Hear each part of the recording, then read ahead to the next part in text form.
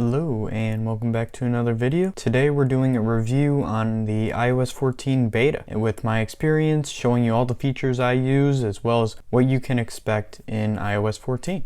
Before we do start with all the features, I'll talk briefly about my experience. Stability wise, it has been good overall. There are times where it lags, which you rarely see on iOS and you don't expect that. And you can see that it might not function as intended. However, I am confident Apple will fix this for the iOS 14 full release. As for app crashes, I did have a few apps that crashed on iOS 14. For example, Spotify was one of them, but it has since been fixed. Also, Pokemon Go just doesn't work on iOS 14, so be aware of that. By the time they do have the full release, the app developers will shift their app over to iOS 14 and this won't really be a problem. I do want to also say when I went to go change my wallpaper, that also did freeze for me at the time, but has since been fixed. Alright, so that being said, let's get on to the big features of iOS 14. Apple put a big emphasis on security. For example, one feature that is really interesting is that Apple will show you what app is using your microphone or camera. Right here in this voice memo, if I hit replace, you'll see in the top right a little orange dot. Now if you swipe down from the right, you can see voice memos is using your microphone. In Snapchat here, you can see there's a little green light, and that green light is showing that it's using your camera. Not only does it do this, but it also limits the photos that an app can use of yours. So right here, for example, you have to select which photos or keep your current selection of the ones that you allow a particular app to use. I found this in Snapchat, Twitter, WhatsApp. In my experience, this feature can also become tedious, especially in WhatsApp, because when you want to add a picture, you have to close out of the app and then go back in to select more photos right there, because it doesn't give you this message every single time. But Apple could switch that to, if you wanted to press the camera or something, then it would prompt you with this. It does make things a little more tedious than just using all your photos, but it does help with security. Another security feature you should know about is in Safari. You can click up there and then get a privacy report. Now it gives you the information and allows you to better prevent tracking, which is nice. It shows exactly which websites could be tracking you. And there also are tools to help prevent this. In your Wi-Fi settings, you can go down here to private access, and by toggling this on, it allows you to prevent operators from tracking your iPhone, which can be very useful. So you may or may not turn that on, but by default, it is turned off. Also in the settings app, in the privacy area, there's a specific thing for tracking, which you can allow apps to track you or not. And I still kept this on because I'm not as worried, but it could be a thing many people are worried about and you might want to turn it off. I at least allow them to request to track me because in certain apps it can be advantageous. Final thing I want to talk about is in the local network settings within here. These apps can be allowed to communicate with devices on your local network. Now please note that it isn't always a bad thing to let apps communicate. Helps, for example, when you want to cast to another device on a thing like YouTube, stuff like that. I use it mostly for the devices where I still want to use my devices in a more synchronous way. Okay, so that's all we'll talk about with the security. Now let's get on to the fun features, or at least the more fun features.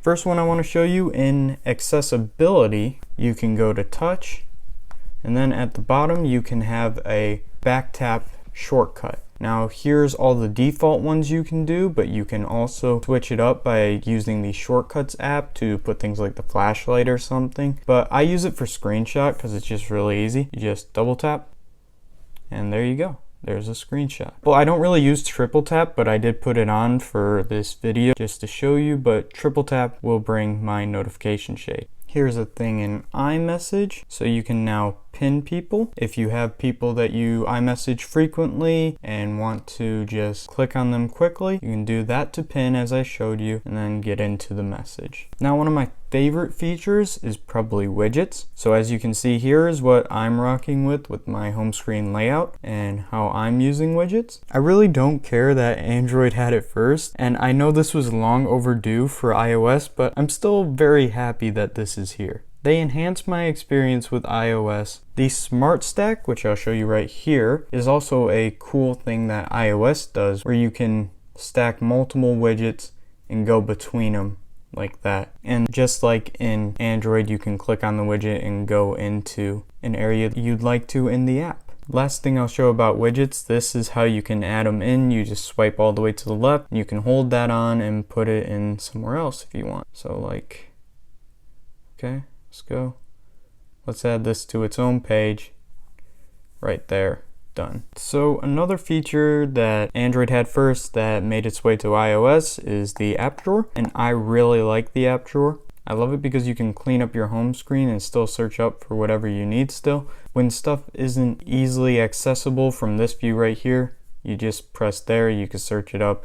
And of course you can search the same thing by doing the search on the regular home screen, but it's still nice to have it here. So the thing I love best about it is it can help you clean up your home screen. So like right here, you can get rid of whatever you want so it doesn't show up, or it does. And finally, we don't have to have pages of apps that we don't use, just all on the back there. Okay, so I'm gonna stop talking about features being Android features because we know a lot of them are. Picture-in-Picture is a welcome addition to iOS. I love Picture-in-Picture as someone who likes to multitask. We'll show you it in Disney Plus. Let's say we just go to Rogue One.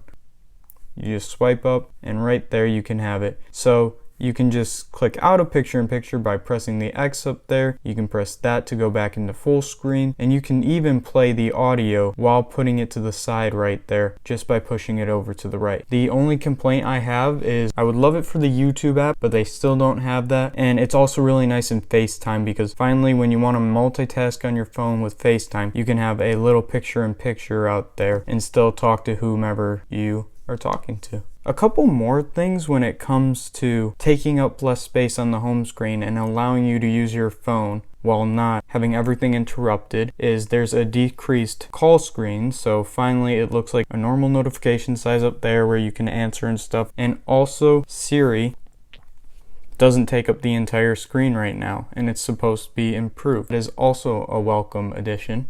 And finally, the last feature I'll talk about that I want to use but currently don't is the switching to default apps. It's supposed to allow you to switch your browser and mail app, which I'll be switching to Gmail and Chrome when I can. From what I can tell, they haven't added that yet in this beta. It could be in by the time I post this video though. And then for those of you who want to know, I'll talk about a couple more things that they added on iOS 14 but I don't use yet, even though it is available. So the new Translate app is supposed to be pretty good. As you can see, I don't use it. I've still used Google Translate if I needed to, but this is supposed to be nice. There's automation in the Shortcuts app. There's hearing accessibility additions, new improvements to Apple Maps, which I still use Google Maps, so it's not a huge thing to me. In conclusion, I absolutely love iOS 14. I think it's a great step in the right direction for Apple. There's always more to be improved, such as wanting YouTube for Picture-in-Picture, more ability to have different default apps, so like Google Maps, I would like to have that as my default. But I haven't felt this way about iOS in a long time. I'm very happy. This didn't really take a huge hit on my battery life. My battery was already awful, so that was good to know if you want to install the beta. But I would suggest don't do it on your primary device.